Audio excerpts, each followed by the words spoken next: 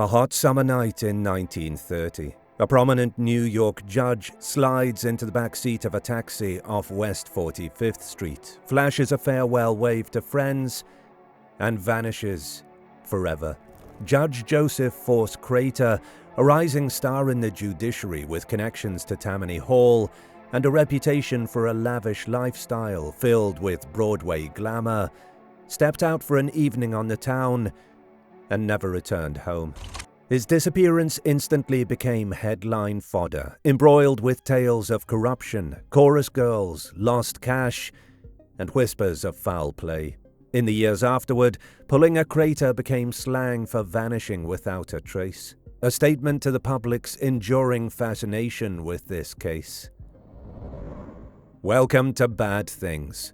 Join us as we unravel the enigmatic disappearance of Judge Crater, diving into the timeline of events, examining each controversial theory, and determining what most likely happened on that muggy August night in 1930.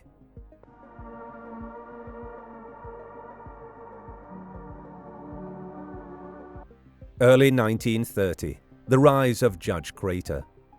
In the bustling political world of 1930s New York, Joseph Force Crater was ascending swiftly. A prominent lawyer known for his charisma, Crater was catapulted into the influential position of New York State Supreme Court Justice in April 1930 by none other than Governor Franklin D. Roosevelt.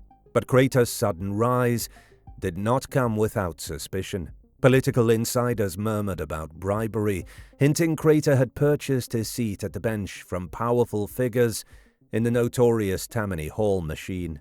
Despite the whispers, Crater was thriving. At just 41, he seamlessly navigated between political elites and underworld figures, his company often including infamous names like Mayor Jimmy Walker and gangster Jack Legs Diamond. Crater was equally well known for his love of Broadway nightlife and showgirls, leading a life that outwardly appeared enviable. But behind closed doors, things weren't as glamorous. His marriage to Stella Mance-Wheeler was strained, marred by his well-documented extramarital adventures.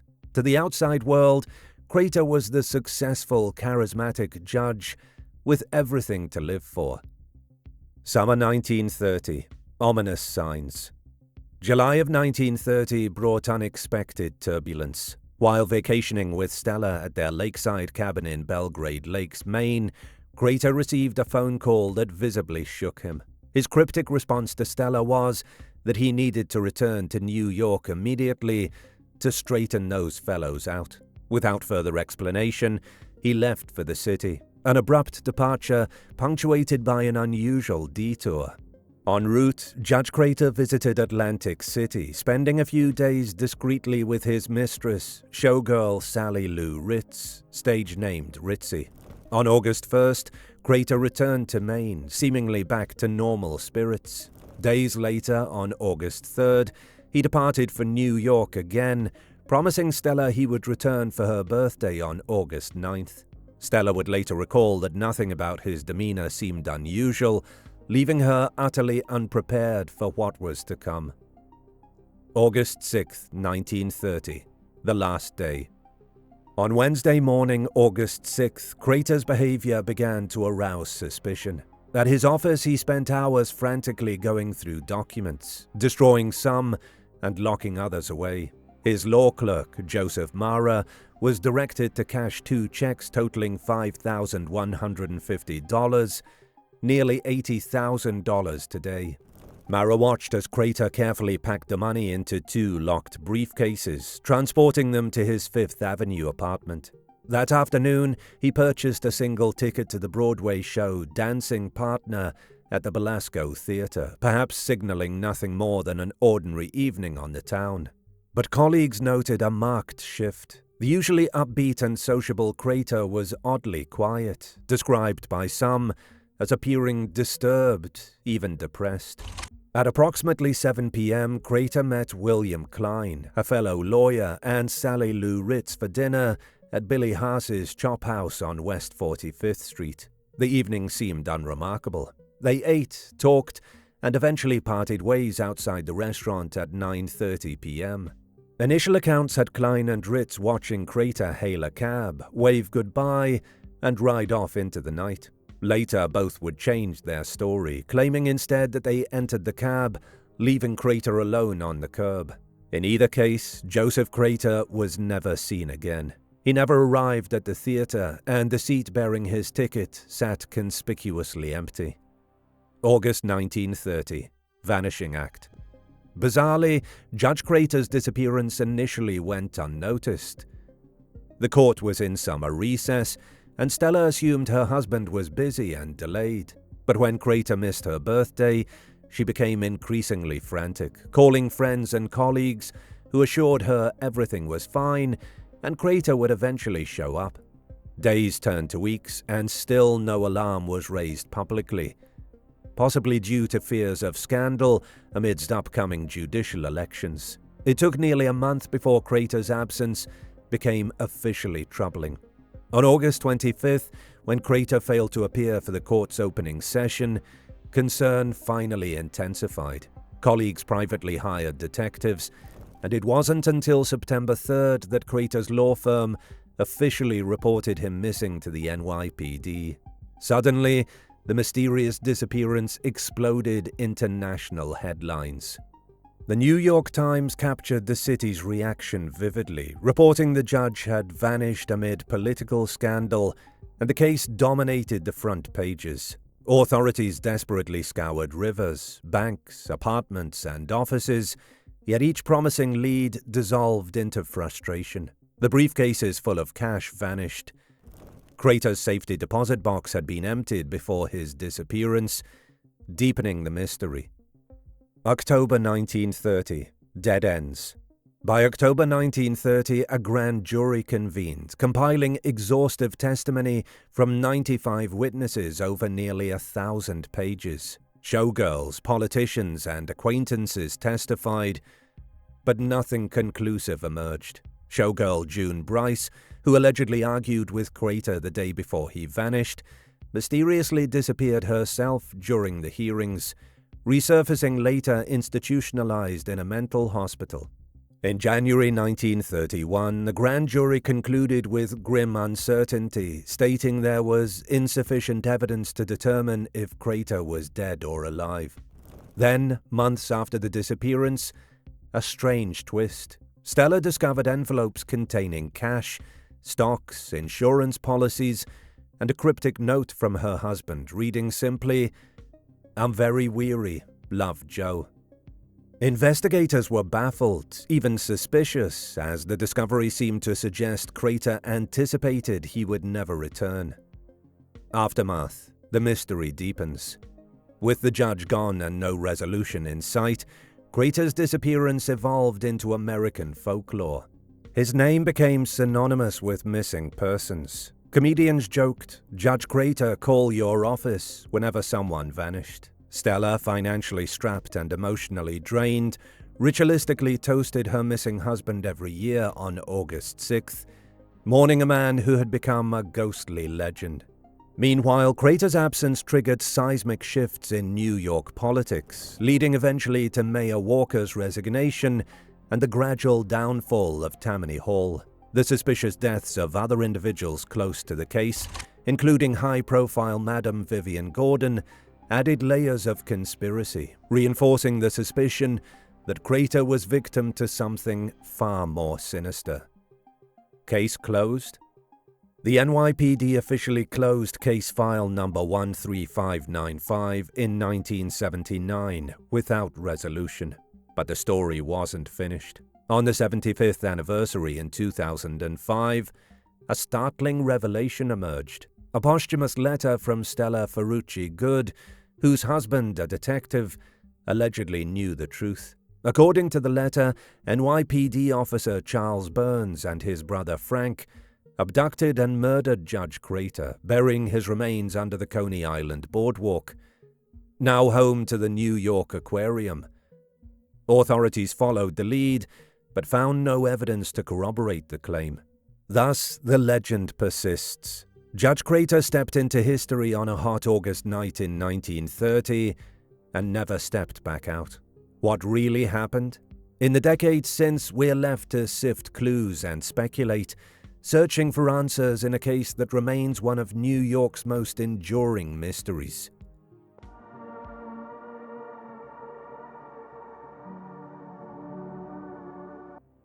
The disappearance of Judge Joseph Force Crater has inspired nearly a century of speculation. From love affairs gone wrong to cold-blooded political executions, the list of possibilities is long and sometimes lurid. But only a few theories have emerged with any staying power. Those rooted in evidence, testimony, and logic. Theory number 1. The runaway judge. Voluntary disappearance. One of the earliest explanations, floated both by gossip columns and law enforcement, was that Judge Crater simply chose to disappear. Under this theory, he fled the city to start a new life, perhaps with one of his many mistresses. Supporters of this idea point to the judge's behavior on August 6th. He liquidated a significant amount of cash, destroyed sensitive documents, and left behind large sums of money and life insurance policies for his wife, all of which could suggest a man putting his affairs in order. Rumors soon circulated that Crater had been spotted around the country, gambling in Atlantic City, traveling in the Northwest, even prospecting in Canada. None of these sightings were verified. Still, in an era without digital footprints, starting over wasn't as impossible as it would be today. In a 1980s retrospective, one retired NYPD officer said bluntly, if a man wanted to disappear in 1930 and he had money and connections, he could disappear. But this theory faces problems. Crater had just been appointed to a high-profile judgeship. Abandoning it would mean walking away from influence, prestige, and the public stage he'd worked his whole career to reach. There's no evidence of planning beyond one day's worth of withdrawn funds, and despite numerous alleged sightings, not a single one held up to scrutiny. As author Stephen Reigel wrote, Crater was ambitious, yes, but not reckless. To assume he vanished himself is to ignore the sheer risk and chaos that followed. Theory number 2. Ending it all. Another theory. Crater was overwhelmed by personal failure, political heat, or private shame, and decided to end it. The strongest piece of evidence is the note left behind in the bedroom drawer, discovered by Stella Crater months later. The line, "I'm very weary, love Joe," has been interpreted by some as a final farewell. His actions that day, destroying documents, withdrawing cash, giving detailed instructions to his clerk, could be viewed not as a preparation for escape, but for a departure of a different kind. Supporters also point to the external pressures Crater faced. Rumors of bribery tied to his judicial appointment, whispers of financial mismanagement, and growing scrutiny over his Tammany Hall connections. One police source quoted in the New York Daily News suggested in 1930 maybe he didn't want to face the music. Maybe he went somewhere quiet and made sure no one would find him. But this theory has significant holes. There was no clear trigger for despair. On the contrary, Crater had made plans for the future, buying a theater ticket for that very night, promising his wife he'd return for her birthday. And unlike many such cases, no body was ever found, despite intensive searches. If Crater had chosen to end things quietly in the woods of Maine or a hotel room, his remains or belongings likely would have surfaced. Instead, we have nothing. And perhaps most telling, early in the investigation, this option was taken seriously. But the more detectives dug, the more it seemed other people knew more than they were saying. Theory number 3. Silenced by the mob. A gangland hit. This theory remains one of the most durable. Crater was murdered by organized crime to keep him from talking, or perhaps as punishment for betrayal. Crater had deep ties to Tammany Hall and was reportedly involved in shady real estate deals and political kickbacks. At a time when Mayor Jimmy Walker's administration was already under federal investigation, a talkative judge with first-hand knowledge of the rot could have posed a serious threat. One version suggests Crater was about to turn state's witness, another that he'd crossed someone in the mob over money. Either way, the result, a hit, followed by a cover-up. The sudden vanishing of Vivian Gordon, a madam prepared to testify about police corruption, and who ended up strangled in Central Park weeks later, supports the idea that those who knew too much in that era often ended up dead. Decades later, retired police sources admitted off the record that Crater likely got rubbed out. Still, no one was ever arrested, and no named suspects were brought forward until 2005. The mob hit theory explains a lot. Crater's nervous behavior, the destruction of documents, the missing briefcases, the altered testimonies from Klein and Ritz, and the total erasure of a man in the middle of Midtown Manhattan. But skeptics argue that without hard proof, no weapon, no confession, no body, the mob theory remains circumstantial. As Richard Toffel, author of Vanishing Point, wrote, "It fits, but it floats. It's tidy, but not proven." Theory number 4. Blackmail or personal revenge. A private confrontation. Closely related but distinct. Crater was not killed for political reasons, but personal ones. A jealous rival, a blackmailer, a betrayed lover. The key figure in this theory is June Bryce, a showgirl who had a heated encounter with Crater the day before he vanished. According to Stella's lawyer, Bryce's gangster boyfriend may have tried to extort the judge. Some believe Crater agreed to a payoff, explaining the large cash withdrawal, and walked into a trap. Others suggest a confrontation turned violent. Supporters argue this was a crime of opportunity rather than a professional hit, a spontaneous killing covered up with help from underworld contacts. Theories like this gained traction early in the investigation. A detective quoted in the Brooklyn Eagle said in 1931, "If you ask me, it was a woman or a grudge, maybe both." But this theory struggles to identify a clear suspect. It relies on a chain of speculation, and like the mob theory, it leaves the body unaccounted for.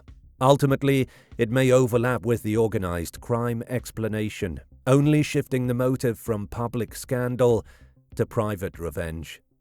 Theory number 5. Death by misadventure, the brothel cover-up. This more salacious theory suggests Crater died not in a hit or escape, but during a romantic encounter, perhaps of a particularly compromising nature. In this version, Crater suffered a fatal accident or medical emergency at the home of notorious Madam Polly Adler, whose clientele reportedly included politicians and judges. According to alleged early drafts of Adler's unpublished memoirs, when Crater died mid-encounter, Adler and her associates panicked. Rather than risk scandal, they disposed of the body quietly, possibly dumping it in the river or burying it somewhere like the Jersey marshes. The theory explains the total lack of public evidence and fits the era's strict codes of shame and silence. But it rests on hearsay. No physical evidence ever surfaced. No witnesses ever confirmed the event. Adler herself never mentioned Crater in her published memoirs. Historian Leo Hershkowitz, who studied Crater's disappearance, dismissed the theory as good gossip, bad history. Still, it reflects how even the wildest stories were given serious weight when it came to Crater. The legend had room for everything. Theory number 6. The Coney Island murder plot. The 2005 letter. This theory arrived decades later, but offers the most detailed account to date. In 2005, the NYPD received a letter written by Stella Ferrucci Good, the widow of an NYPD officer, meant to be opened only after her death. In it, she claimed her husband, Detective Robert Good, had told her that Charles Burns, a police officer and mob bodyguard, murdered Judge Crater with the help of his brother, Frank Burns, a cab driver.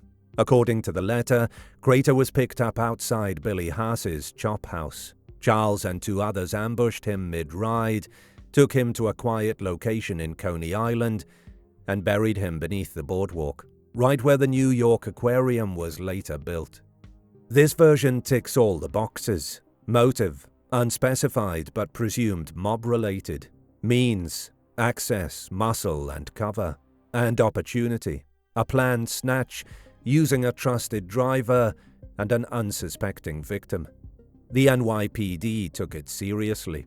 They reviewed construction records, but no remains had been reported during the aquarium's building. Still, it's the only theory with named individuals, a detailed narrative and a plausible location. As one NYPD spokesperson said in 2005, "It doesn't solve the case, but it's the closest we've ever come." Critics question the timing. Why wait 75 years to come forward? Why was the motive omitted? Still, it remains the most concrete version of a theory long suspected, that Crater didn't walk away, he was taken.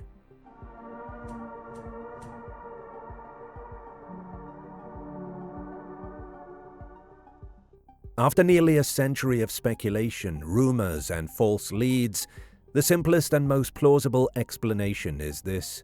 Judge Joseph Force Crater was murdered by people within his own world, silenced not by strangers or accidents, but by a calculated hit orchestrated by men he likely knew. And the motive? As we've seen throughout this story, Crater didn't just brush up against a rot in New York's political system. He was embedded in it. His judicial appointment had raised eyebrows. His connections to Tammany Hall were deep. He was involved in shady real estate transactions and known to socialize with both political power brokers and underworld figures. By the summer of 1930, federal investigations into city corruption were circling close to home, and Crater, ambitious and well-informed, may have known too much, or been seen as someone who might turn. That fear alone could have been enough to seal his fate. A man like Crater didn't need to be planning a public confession to be considered dangerous. Even a rumor that he might talk could trigger panic. And once someone in that circle of power decided he was a liability, there would be no second chances. His behavior in the final days backs this up.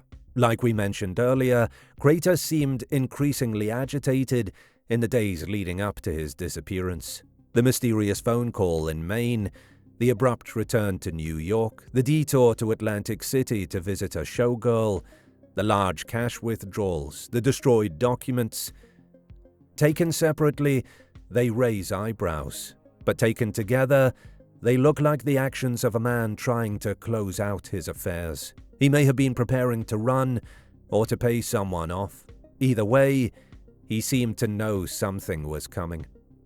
And then came August 6th. That evening he dined with William Klein and Sally Lou Ritz at Billy Haas's Chop House. As noted earlier, their initial account to police was simple. Crater hailed a taxi and rode off alone, but that version changed. Later, both claimed they had taken the cab and left Crater on the sidewalk. That discrepancy is not just a footnote, it's a red flag. If their first story was the truth, then Crater likely got into a cab with someone he recognized, and that's when the plan went into motion. This is where the 2005 posthumous letter from Stella Ferrucci Good enters the picture, not just as a sensational claim, but as a scenario that finally offers names, method, and location. As discussed in the theory section, Ferrucci Good said her late husband, an NYPD detective, confided that Crater was killed by a police officer named Charles Burns, aided by his cab driver brother Frank. According to the letter, Crater was picked up outside the restaurant, then ambushed a few blocks into the ride. He was taken to a quiet area in Coney Island, murdered and buried beneath the boardwalk, at the exact spot where the New York Aquarium would later be built. It's a story that would be easy to dismiss if it didn't line up so well with what we already know. Everything about the crime suggests planning, access, and inside knowledge. The disappearance was clean. The witness accounts were inconsistent. The investigation stalled almost immediately. And as we saw earlier, Crater's apartment had been emptied of key documents. His safety deposit box was cleaned out. His briefcases, containing thousands in cash, were never recovered. A random killing or an impulsive act doesn't usually involve that level of erasure. More importantly, this theory explains how a man could vanish in Midtown Manhattan in broad daylight without leaving a single trace. A cab was the perfect trap. Crater would have entered it willingly. The involvement of a police officer, as named in the letter, adds a chilling layer of protection. No one would question them if they were seen taking someone away. And the burial site wasn't chosen at random. It was remote, accessible, and about to be developed. If the body was ever uncovered, it would have been too degraded to identify, or simply reburied without further investigation. By the time Stella Crater began making calls in a panic, her husband may have already been buried beneath sand and wood planks at the edge of Coney Island. And by the time authorities began asking questions, the people involved were long gone, protected by silence, fear, or the uniform on their backs. What happened afterward only strengthens this theory. As we discussed earlier, the case was curiously slow to be reported. Crater's colleagues didn't raise alarms for weeks. One plausible reason? They were buying time, hoping he'd turn up, or perhaps, knowing he wouldn't, trying to control the narrative.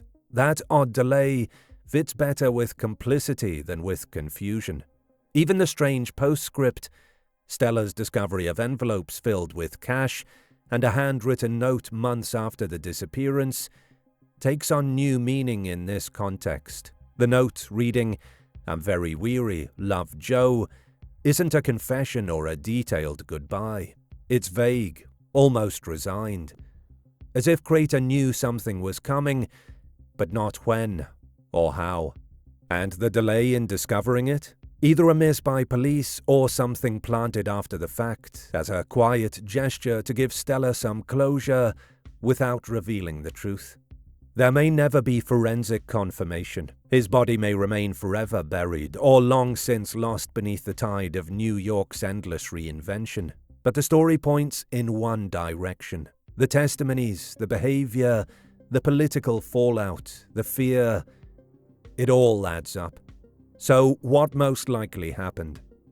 Joseph Force Crater walked out of a restaurant, stepped into a familiar cab, and into a plan designed to erase him. He was silenced, not by scandal, not by choice, but by the very network that once protected him. And that silence, almost a century later, still echoes.